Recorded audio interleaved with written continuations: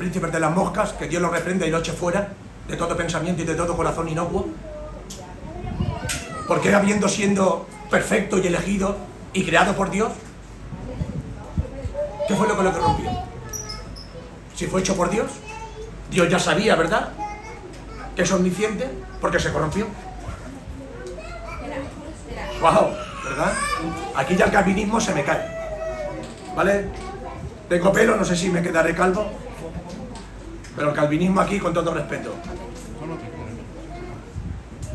es una de las cosas que me hace pensar. Que Dios los bendiga. Yo hoy, hermano, me siento con la necesidad, antes de dar la entrada al mensaje, de que todos nos pongamos en reverencia al Señor y pidamos por el pueblo de Venezuela, o por cualquier nación. Tenemos aquí hermanos, ¿vale?, que tienen allí seres queridos, familia, pero como hijos de Cristo que somos, creo que debemos de elevar nuestro corazón y que nuestro sentir también esté con el pueblo venezolano, ¿verdad? Así que vamos a hacer una oración, y aquel que lo desee, que levante su voz y que pida por el pueblo de Venezuela, para que en este momento de aflicción, en este momento en el que posiblemente muchos de ellos se encuentren desamparados de la mano de Dios, porque cuando viene una catástrofe así uno se pregunta muchas cosas, pero todo tiene un porqué, y todo está bajo el dominio y el control de Dios. Me decía el hermano Moisés, referente a esto de Venezuela, el otro día, una cosa, y es que en el día de San Juan que ocurrió esto, se celebraba la idolatría, ¿verdad?, y hablamos de ese tema. Y mucho podemos pensar, pero es que esto me lo confirmaba en mi trabajo otro hermano que lava coches, que también conoce la palabra, sin yo decirle nada, me hizo un comentario como decirle: hermano, es que a veces idolatramos y manifestamos y declaramos cosas y airamos a Jehová, porque no olvides que tienes un Dios celoso. Y Dios es abominable ante la idolatría. Y da igual el país, y da muchas veces... Aquí celebramos San José, que no digo que no hiciera el hombre y se haya merecido la salvación, pero no es digno de honra, ni gloria, ni de alabanza, porque el único santo que hay es Dios. El único que creó los cielos y la tierra es Jehová de los ejércitos. Y Él es el único merecedor de la gloria y la honra y la alabanza. Lo diré y no me cansaré de decirlo. Y Dios con la potestad, porque Él es soberano, y espero que esto que ha pasado, que sea para que el pueblo de Dios se vuelva a Él. Y que haya transformación en ellos. Y el que lo conoce, o dice conocerlo, se afiance más en Él. Y aquel que no lo conoce, vea la majestad y la potestad de Dios sobre su vida. Yo quería hablarles hoy, y el Señor le ponía en mi corazón, de la transformación. La transformación. Porque hay una cosa que hoy te voy a decir. Dios te llama a transformarte, no a licenciarte. Lo vuelvo a repetir. Dios nos llama a transformarnos, no a licenciarnos en su palabra. El infierno está lleno de teólogos. Gente que conoce la palabra, que escuadriña la palabra, pero no abre su corazón a ella. ¿Amén? ¿Cuántos lo creen? Miren, nos vamos a Juan.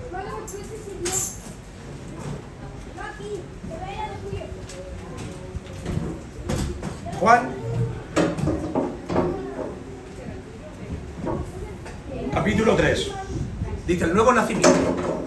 Dice: y había un hombre de los fariseos que se llamaba Nicodemo, un hombre importante entre los judíos. Este vino a Jesús de noche y le dijo: Rabí, sabemos que has venido de Dios como maestro, porque nadie puede hacer estas señales que tú haces si no está Dios con él. Respondió Jesús y le dijo: de cierto te digo, que el que no nace de nuevo no puede ver el reino de Dios. Nicodemo le dijo: ¿cómo puede un hombre nacer siendo viejo? ¿Puede entrar acaso por segunda vez en el vientre de su madre y nacer? Respondió Jesús y le dijo: de cierto te digo que el que no nace de agua y del Espíritu no puede entrar en el reino de Dios. Hermano, que Dios nos pille confesados. Nacer de nuevo. ¿Saben quién era Nicodemo? ¿Algunos se lo ha escuadrillado sobre la vida de Nicodemo? Nicodemo era un doctor de la ley. Era un fariseo. Cumplía el día de reposo. Era llamado entre los sabios de Israel cuando había un problema, para legislarlo bajo la cobertura de Dios.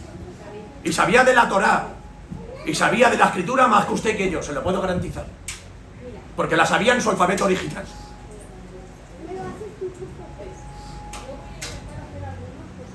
Pero ¿saben qué?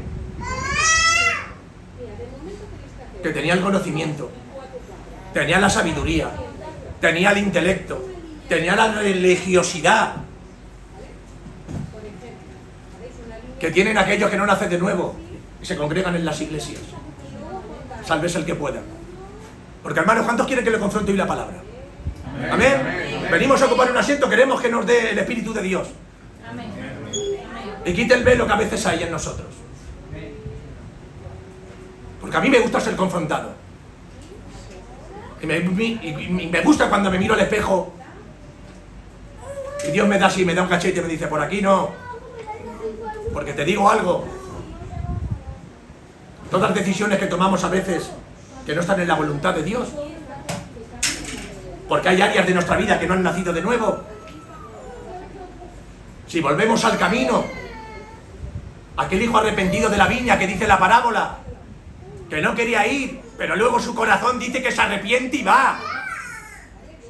Mas el otro que decía que iba a ir al Padre, luego no va. Y dice la parábola: ¿y cuál de los dos hizo la voluntad de su Padre? ¿El que dijo que sí o el que dijo que no pero luego fue? Pero fue arrepentido. Porque hay otro hecho que ocurre en los cristianos, y no sé si a usted le ha pasado, a mí me ha pasado muchas veces.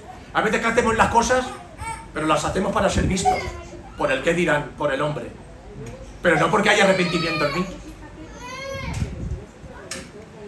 Las hago para no perder el puesto en la iglesia, para no perder el cargo, o para que me vean, o para que los hermanos no se enojen conmigo. Porque a veces, y a mí me ha pasado, intento agradar a los hombres más que a Dios. Pero es que yo no estoy aquí para agradar a los hombres más que a Dios. Yo he sido llamado, y ustedes han sido llamados, a agradar a Dios más que a los hombres.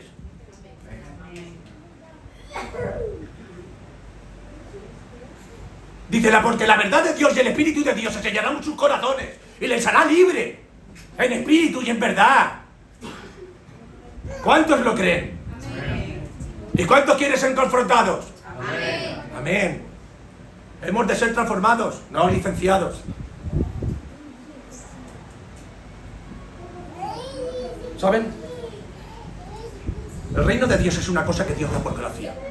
Pero en las iglesias, y sálvese la denominación que sea, hemos hecho de las iglesias un legado, algo que pensamos que se puede negar. Cuando el Señor se entregó, el Verbo se hizo carne y se entregó en nosotros en la cruz del Calvario, sin recesión, se entregó por todos, por todo aquel que se arrepiente y quiere hacer su voluntad.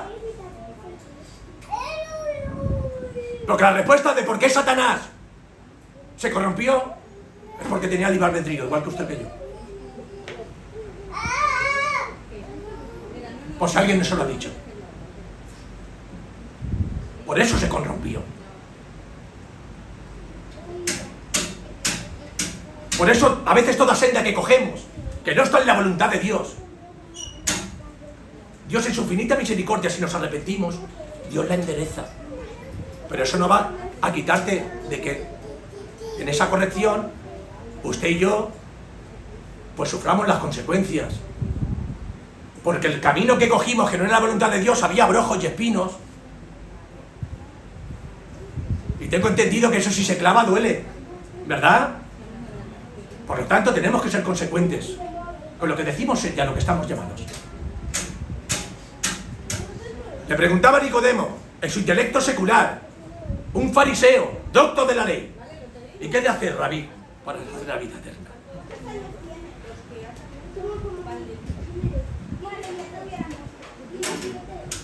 ¿Saben qué pasa? Que cuando uno intenta descifrar las escrituras con su entendimiento secular, por muchos libros de geografía que leas, por mucha historia que leas, por mucho que intentes, si no eres transformado de nuevo, más que salvarte, te va a condenar. Y no digo que no tengamos que instruirnos, sobre todo aquellos que estamos llamados a tomar la palabra, porque es un llamado, hay que instruirse. Hay que decirle al pueblo el contexto de la palabra tal y como es, sin alterar un punto y una coma. Estamos llamados a eso. Aquí no venimos a hablar de nosotros, venimos a hablar de la palabra de Dios. Amén.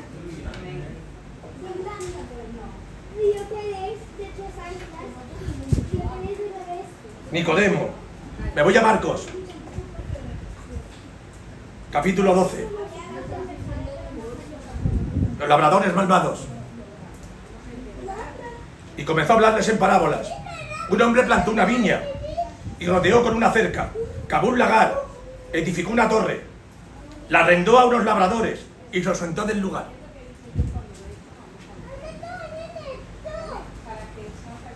Voy a volver al pasaje de Juan a Nicodemo, porque hay una cosa que me he saltado y le quiero hacer hincapié. ¿Por qué va Nicodemo de noche a ver a Rabí, a Jesús? Podría haber ido por la tarde o de día. Es que es una cosa que quiero que entiendan. ¿Por qué va de noche? Porque no lo vea, ¿verdad? ¿Qué le preocupaba a Nicodemo? ¿Qué le preocupaba? La congregación, el ser acusado. ¿Qué había prioridad en él? No era el nacer de nuevo, era el ser visto. ¿Dónde te meterás que el ojo de Jehová no te vea? Se dice que hasta la última de nuestros cabellos lo tiene contado. Cada una de nuestras lágrimas las tiene contadas. Cada una de tus cargas, cada uno de tus temores, todas tus zozobras están en sus manos. Pero no aprendemos a entregar las cosas a Dios, nos cuesta soltarlas. Incluso a veces Dios nos las demanda y no las soltamos, somos necios. Y aquí abarca todas las áreas. Trabajo, relaciones, tantas y tantas cosas que hay en nosotros que no son conforme a la voluntad de Dios. Pero nosotros, cuando llega ese punto que nos confronta, hacemos así con la palabra y parece como esto, Señor, para otro día. Me río por no llorar. Esto sí, pero ahora no es el momento. No estoy mentalmente, no tengo la salud mental suficiente para debatir esto ahora. Que Dios nos coja confesados. Nicodemo dice que fue de noche, por no ser visto, porque eso le podía costar el salvo, porque reconocer que Jesús era el Hijo de Dios podía llevarle a ser desechado del templo. Y claro, un escriba, un doctor de la ley, ser desechado del templo, o avalar la verdad de Dios, decir que el Verbo se hizo carne y que sí, que era el Cristo Jesús, aunque su entrada triunfal fuera en un pollino y no en una nube como querían, y que viniera matando a todos los romanos. Porque eso es lo que esperaba el pueblo judío, un libertador, pero no de espíritu. Querían un libertador que establecieron un reino terrenal, un reino a espada y sangre. Pero no de paz, no, amor, mansedumbre, los nuevos dones del Espíritu que uno tiene cuando el Espíritu Santo vive en ti. Por eso hemos de ser consecuentes y saber qué se manifiesta en nosotros. Que hay en nosotros en algunas áreas de nuestra vida que tenemos que cambiar. ¿Qué podemos hacer y qué no podemos hacer?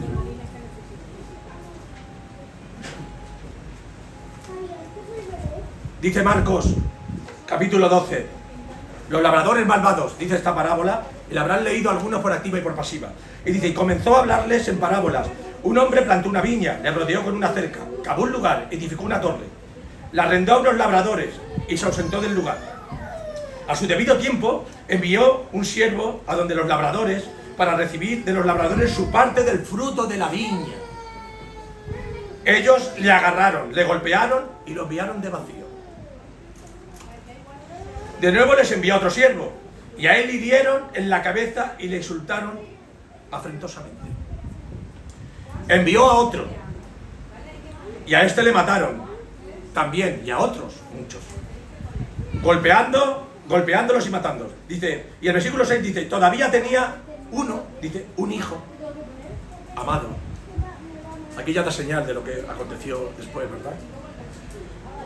Se lo envió el último diciendo, respetarán mi hijo. Pero aquellos labradores dijeron entre ellos mismos, este es el heredero, venid, matémosle y la herencia será nuestra. Y agarrándole le mataron y le echaron fuera de la viña. ¿Qué era el dueño de la viña? Vendrá y destruirá a los labradores y dará la viña a otros. Ni esta escritura habéis leído. La piedra que desechan los constructores ha venido a ser piedra angular. Esto ha sucedido de parte del Señor y os maravilla a nuestros ojos. Procuraban prenderle, pero tuvieron miedo de la multitud, pues se dieron cuenta de que la parábola la había dicho refiriéndosela a ellos, y dejándole se marcharon.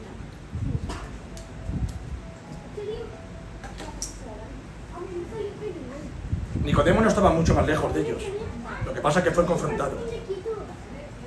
Y había un hecho, que por donde iba Jesús iba dando testimonio de lo que era.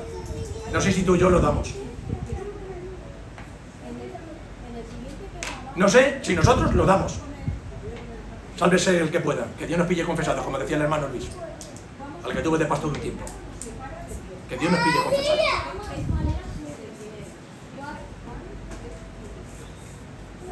¿Saben por qué mataban? La viña no era suya, pero la hicieron suya. La viña no era suya, estaba arrendada. ¿Para qué? Para dar el fruto que su amo les delegó. A eso has sido llamado tú y yo. A ti Dios y a mí nos ha encomendado un propósito, una labor, una comisión. Para ellos se entregó en la cruz del Calvario y te ha puesto en su viña. Entiende bien esto, en su viña. La viña no es tuya. La viña no se hereda. No se dan en herencia. La viña pone Dios a que quiere y como quiere y con quien quiere, porque Él es soberano. No hay clanes familiares. No hay hermanos más veteranos que otros. Es que andemos según la voluntad de Dios. Eso es lo que decreta a Dios. Eso es lo que quiere para cualquier iglesia sana en espíritu y en verdad.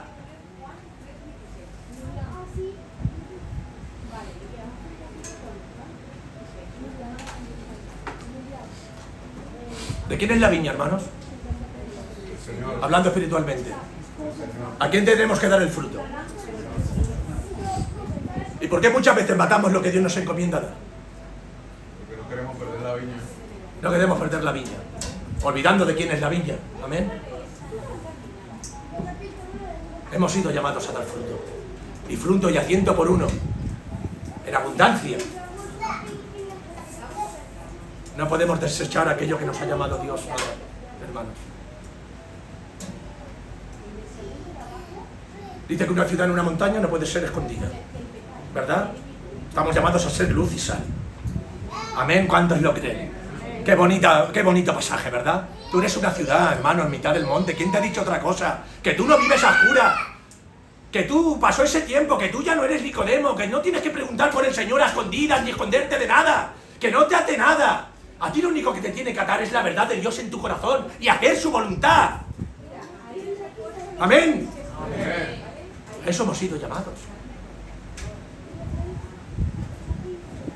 Porque si otra cosa divaga en nuestro pensamiento, es decir, te dice que hay que probar los espíritus. Ese espíritu no viene de Dios. Porque todos hay momentos que nos confunden y nos aturden cosas que no vienen de Dios. Porque el enemigo está como el león rugiente, dice la palabra. Y no va a descansar hasta que no te cambie de calle. Pero el que te cambie de calle está en ti, no en Jesús. En Jesús no hay sombra de variación. Dios lo hizo todo, perfecto. Si alguno se corrompe por su libre albedrío. Aquella libertad que Él nos dio es la que a veces nos pierde. Porque nos sentimos con derecho a decir lo que queremos, a hacer lo que queremos, a obrar como queremos. Y ahí está el batacazo. Ahí viene el desierto del cristiano. Es por la necedad. Pero ¿sabe cuándo uno se da cuenta de todo esto? Como cuando Jesús le dijo a Nicodemo, haz de nacer de nuevo. Porque entonces hallas el Espíritu de verdad. Y entonces todo pensamiento que trae el enemigo, que Dios lo reprenda, sabes que no viene de él y te reprendes a ti mismo y dices no, y lo confrontas con la palabra. Cuando en aquel desierto dice que viene Satanás y le dice, tírate y mandarán ángeles. Dirá, no tentarás al Señor tu Dios. Jesús no le confrontó con otra cosa que no fuera con la palabra. Si es que, hermano, no tienes que ir a licenciarte, que Dios quiere transformados, no licenciados. Y si la palabra vive en ti, nadie te va a equivocar, hermano. Y tenemos que dejar de poner pretextos, de quejarnos, de mirar en la miga del ojo del ajeno, del hermano. Todos venimos rotos, todos venimos con necesidades. Aquí no hay santos, todos pecamos. Si todos estuviéramos sanos, no habría hospitales ni habría iglesias. Seríamos todos perfectos, estaríamos en el reino celestial. Pero lamentablemente no es así. Hasta que Jesús no venga como ladrón en la noche y establezca su reino celestial, tenemos que sufrir y estar sometidos en obediencia a Él. Y no hay otra directriz, hermano. ¿Cuántos lo creen? Yo lo creo. Hoy Dios quiere confrontarte. Hoy Dios quiere restaurarte. No importa la carga ni lo que hayas hecho. Que tienes a un Señor de señores y a un Rey de reyes. Y dice que el que peca y se arrepiente como el de la viña y hace la labor de su padre, Dios lo perdona. No le vuelva a reprochar nada en el pasaje. Pero sí hace una advertencia muy llamativa sobre el otro.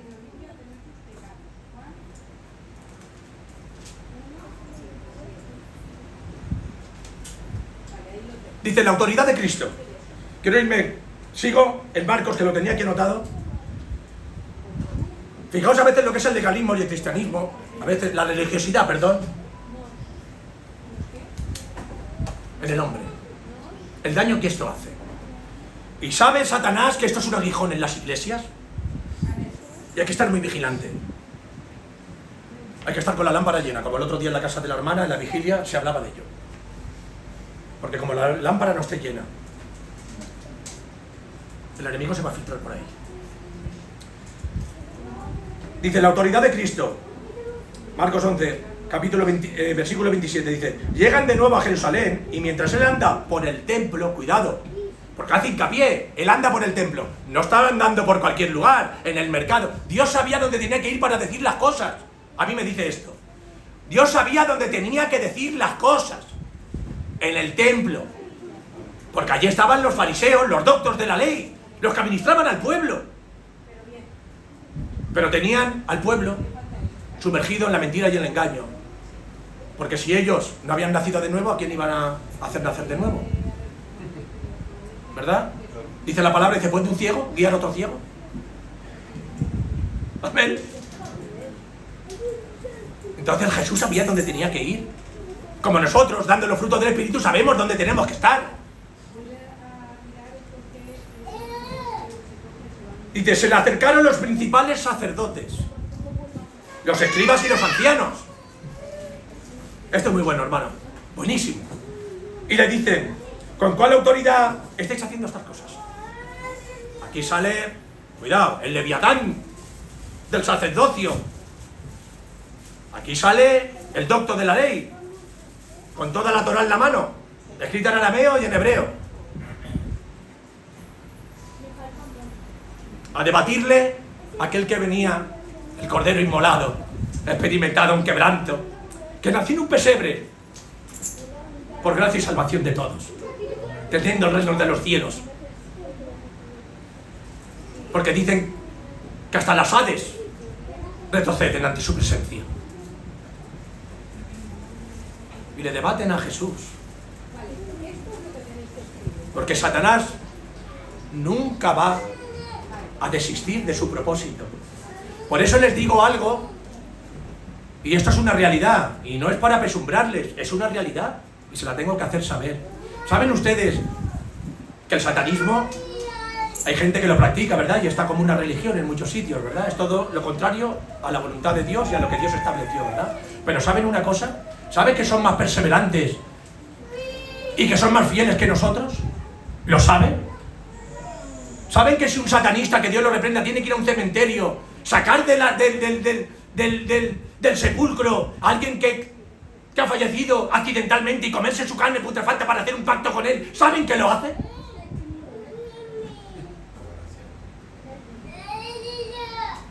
Y sin embargo vemos muchos cristianos que no venimos el domingo porque a lo mejor toca el diezmo, O por no aguantar un hermano o una hermana. O porque a lo mejor hoy no me toca coger el púlpito. Digo esto, hermanos, somos una iglesia familiar, pero les hablo saben que les amo en gran manera, pero he venido a decirles la verdad, con amor y gracia. Es así. Es lamentable que el enemigo tenga a veces guerreros más fuertes y más perseverantes que los cristianos de Dios. ¿Y esto qué nos dice? A mí me hace preguntarme, ¿he nacido de nuevo? Porque yo veo en la Biblia que todo el que ha nacido de nuevo, y hablé en una prédica de esto del propósito a medias, lo ha dejado todo por hacer la voluntad de Dios. Moisés heredaba, aun estando apadrinado por la hermana del faraón, podía haber sido el rey de Egipto, pero se abandonó el propósito de Dios para liberar a su pueblo. Y mató a un siervo de faraón. Se le jugó toda una carta. Pero ahí tienen a Elías. ¿Y qué me dicen de Daniel? Abednego, que se opusieron a comer lo que el rey quería en Babilonia. Esto es muy profundo. Porque hoy la sociedad nos da a comer muchas cosas. Y todas son apetecibles. Principalmente por las redes. Pero cuando uno ha nacido de nuevo y sabe dónde está, amén, dice, me puedes echar al foso de los leones, me meterás en el horno de fuego, me podrás crucificar boca arriba, boca abajo, de costado, pero yo permanezco en mi Dios porque es fiel y leal. Amén. Con esa rotundidad hemos de servir a Cristo. Y lo digo para mi hermano primero, yo estoy muy lejos de eso. Lamentablemente para mí me lo digo. No soy merecedor ni hablar de su palabra tan siquiera. ¿Qué he hecho yo para merecer estar aquí, hablándoles de Él? Por su gracia. Porque a Él le place, hermanos. No porque yo sea nada, ni tenga más elocuencia que usted. Al revés, posiblemente tenga más defectos que usted. A veces me pongo iracundo. A veces soy rebelde. A veces quiero hacer las cosas a mi manera. Y Dios tiene que estar al encuentro. Israelito, otra vez te vas de la senda. Ven aquí, que vas a ser dejar una oveja y te vas a convertir en una cabra. Ven aquí. Y tengo que rendirme otra vez. E ir a Él.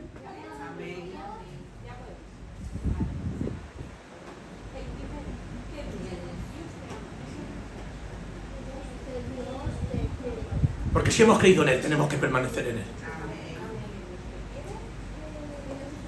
Y aquí el enemigo, constantemente, querían darle la vuelta a aquel que no tiene sombra de variación. Claro, ellos estaban llenos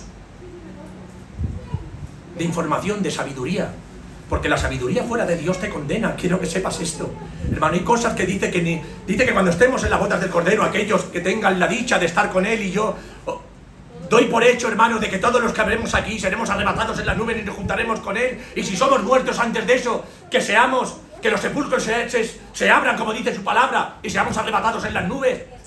Quiero creer que esta iglesia partirá con Él. Lo quiero creer. Ustedes junto con sus seres queridos. Porque es una promesa fiel que Dios hace y yo la creo.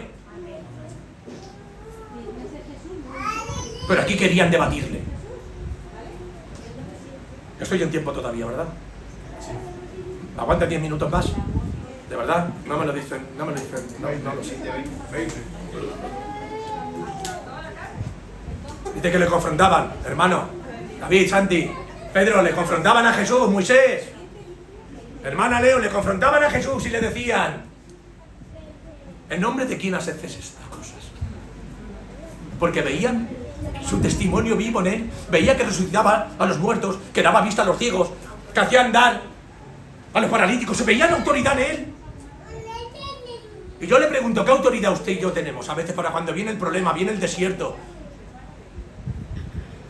viene un ambiente que hay que discernir. ¿Cómo lo tratamos? ¿Cómo le damos forma? ¿Cómo lo ponemos delante de Dios? ¿Cuántas veces lo ponemos con el primer pensamiento inocuo que tenemos en la cabeza y actuamos desde la emoción y no desde el espíritu? ¿Cuántas veces? Incluso en nuestra misma casa, con nuestros hijos. Amén. Pero dice que el hombre de Dios es tardo en el hablar Por eso dice que el necio, aun cuando calla, es tomado por sabio.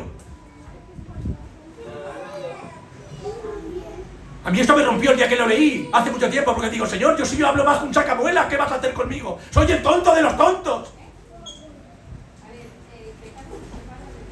El necio cuando calla es tomado como sabio. ¿Y cuántas veces hablamos de lo que no vivimos, de lo que no sabemos? Y ponemos en tela de juicio el testimonio de los demás. Y hablamos de lo que no conocemos. Y lo digo para todos y salves el que pueda. Y para mí primero, como digo siempre.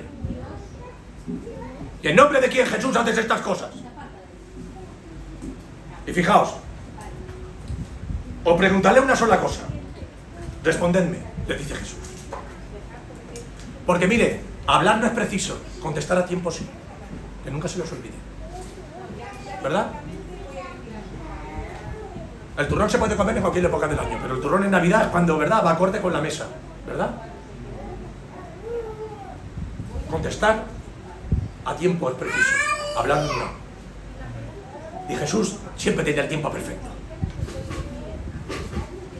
Y estaba en el sitio para confrontar ideal. Eso es lo que tenemos que ver. Tenemos que saber en qué terreno espiritual nos hallamos, para a veces confrontar, para ser esa ciudad escondida encima de la montaña. Esa ciudad llena de luz. Y te preguntaré una sola cosa, respondedme.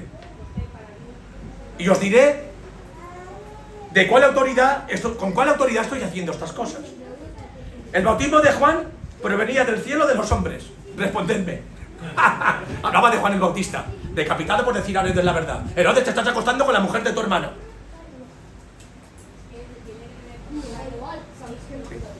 Y la hija de aquella mujer, de Herodes, que era la mujer antes de su hermano, por haber sido reprendida, le pidió la cabeza en bandeja de plata. Aquel, por no faltar a su palabra, ¿verdad?, y siendo el rey de Judea, lo tuvo que hacer.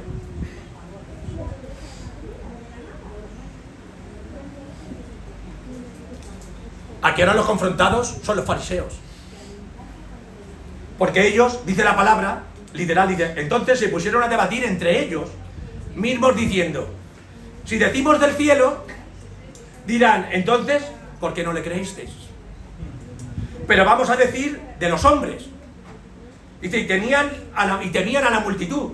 Dice, porque toda la multitud tenían a Juan como realmente un profeta. ¿Saben por qué tenían a Juan como realmente un profeta? No porque se llamaba Juan. Que amén sea. Que además estaban en grado de consanguinidad. Eran hijos de primos hermanos, María y Elizabeth, su madre, por si alguno no lo sabe. Venía del árbol de la genealogía de David, de Leví. Amén. ¿Saben por qué? Porque Juan,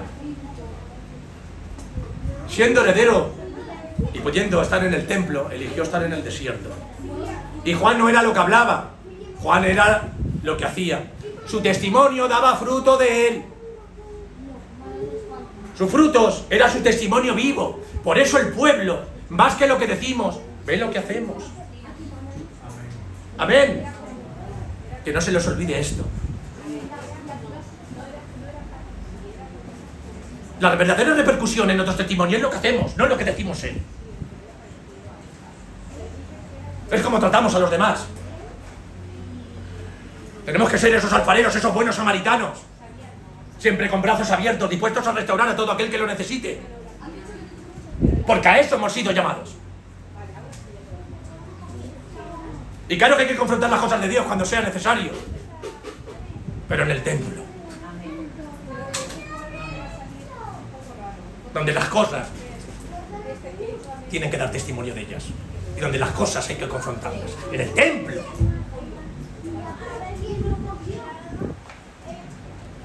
Muchas veces nos pasan las cosas por no estar donde tenemos que estar, por estar fuera del templo.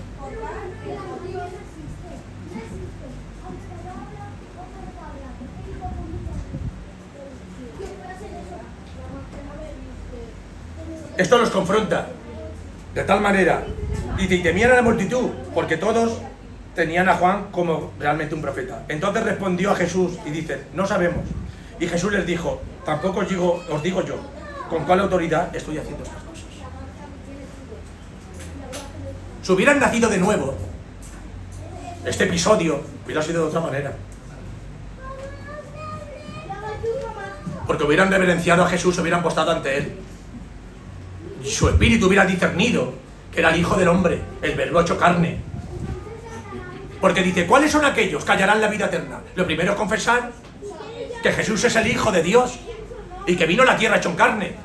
Y dio a su Hijo unigénito para que todo aquel que en él cree no se pierda, mas tenga vida eterna. Amén.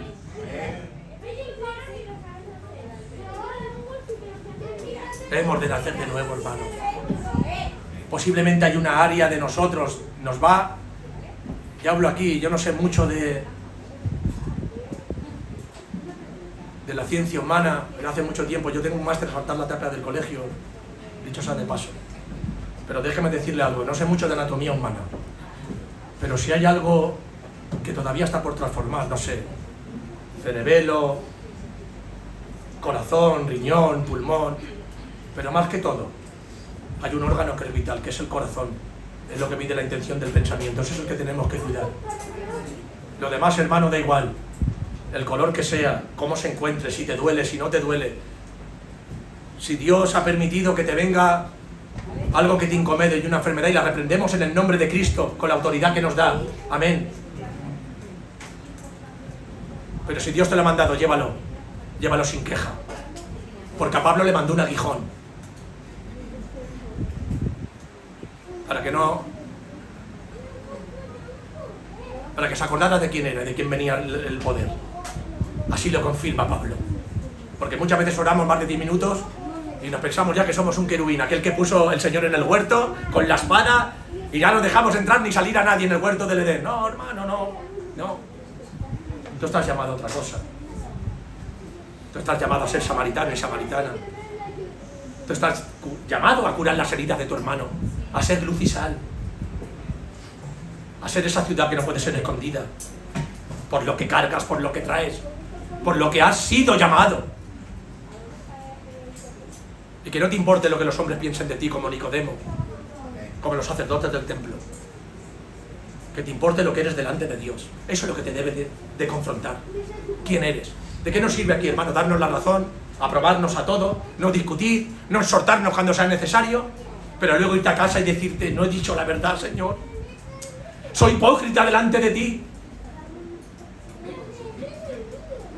Porque a veces si un hermano está en necedad y no lo corregimos, más que hacerle bien, le hacemos mal. Si amamos a un hermano, le tenemos que corregir.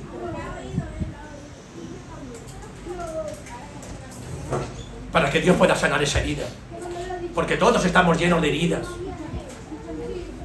Hay una parte de nosotros emocional que nos juega muy malas pasadas, que es muy difícil de gestionar.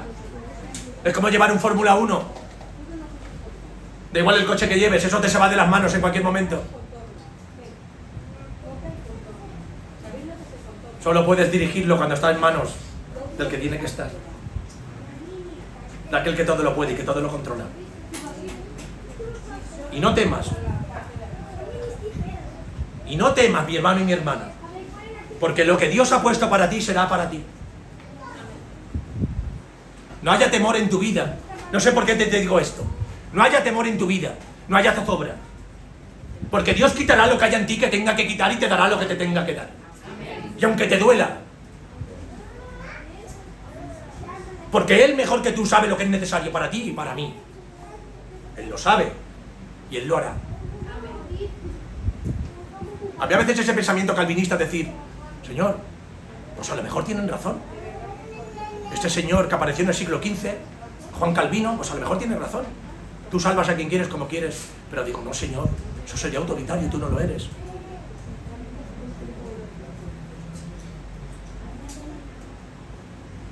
Si no, Satanás y sus ángeles no se hubieran podido ir del cielo, sublevado. Pero es que tú quieres adoradores en espíritu y en verdad, que te honren. Tú no fuerzas las cosas. Tú quieres la verdad genuina. Nos quieres por entero y verdadero, en espíritu y en verdad.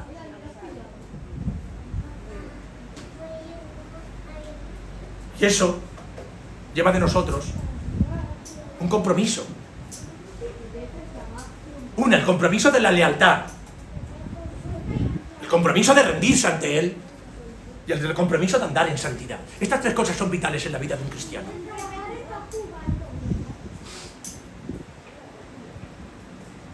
Lealtad, fidelidad, redención, santidad. Hay tantas cosas que no se pueden apartar ni un momento de nosotros para andar en integridad.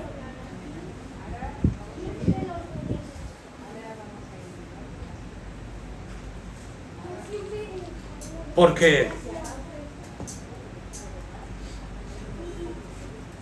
infinita es su misericordia, ¿verdad? ¿Cuántos lo creen? Infinita es su misericordia. Si alguien no lo cree, abra Salmos 136. Mirad si es infinita su misericordia. Y quiero que lo digamos todos juntos, al unísono. Todos, leamos esto.